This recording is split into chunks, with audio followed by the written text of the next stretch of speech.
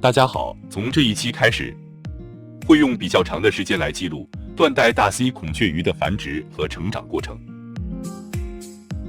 现在看到的开箱过程，实际上是3个月左右前录制的。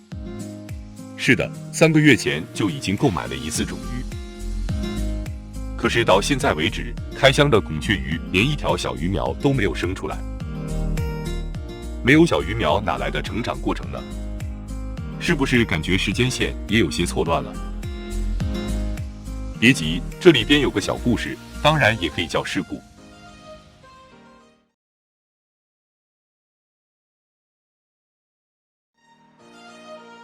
新买到的鱼过温、过水都是有必要的。以前有制作过相关的视频，不过多赘述了。现在看到的就是孔雀鱼过温的情况。而这时的我正在和商家交涉，因为发来的鱼有问题。如果大家不喜欢听这种啰嗦，可以快进到下一个章节。好了，下面来讲一讲事情的经过。本人所在地没有断带大 C 的孔雀鱼出售，就在网上找了一个店，购买前说得很清楚，要2条即将生产的母的鸿运当头断带大 C 孔雀鱼。商家说可以，随后协商了2条母鱼的价格后下单。我的想法是第一次养这个品种的孔雀鱼，并不能确定养好，甚至养活也可能是问题。公鱼要不要没意义，直接搞2条要生产的母鱼，只要它们能生出一些小鱼苗来，就算随后挂了也是赚到了。可是在给鱼过温的时候，才发现买到的鱼根本不够大 C 的标准，和商家所展示的图片更是差得离谱了。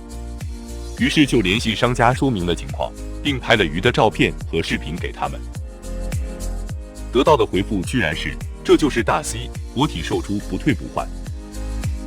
可以说，在购物上本人并不是很计较的人，也理解于个体上有差异。可是商家这种态度明显是把我当傻子了。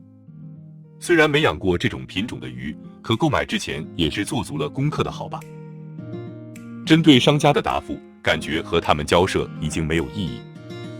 一般的网店都是隶属于某个购物平台的，就直接在平台上提交退货了，并把买到的鱼的图片和商家宣传的图片上传到平台。在退货说明里写的也很严重，货不对版，商家以次充好，涉嫌欺骗。问题未解决前，绝不拆开鱼的包装，一切后果本人概不负责。这里有一个小窍门，网上买鱼一类的，最好拍下开箱过程留证据。拆开最后的包装之前多观察，一旦拆开就基本属于认同没问题了。提交完退货，大约过了10分钟，购物时留的联系电话铃声响起，商家的售后客服打来了电话，大概的意思是经过他们的核实是发错了货，问我鱼留下，退一半的货款给我可不可以？大家听得出吧，他们还是在敷衍，还是在把我当傻子。发来1条或者多条，或者发1公1母，都有可能是发错货了。买的是2条母鱼，发来的也是2条母鱼，怎么可能是发错货呢？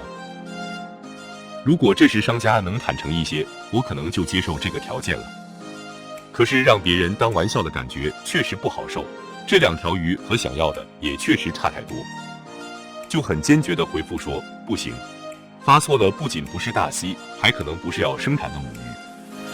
然后和客服在很礼貌的气氛中，据理力争地聊了近10分钟的时间，最后以原价1/4的价格收下了这2条母鱼，结束了这次不愉快的购物。完事后一度还在想，这样做是不是有些过分了，人品是不是有问题呢？随后发生的事证明是我想多了。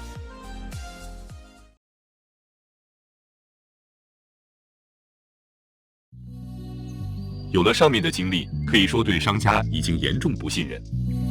这种不信任自然也延伸到购买到的鱼身上。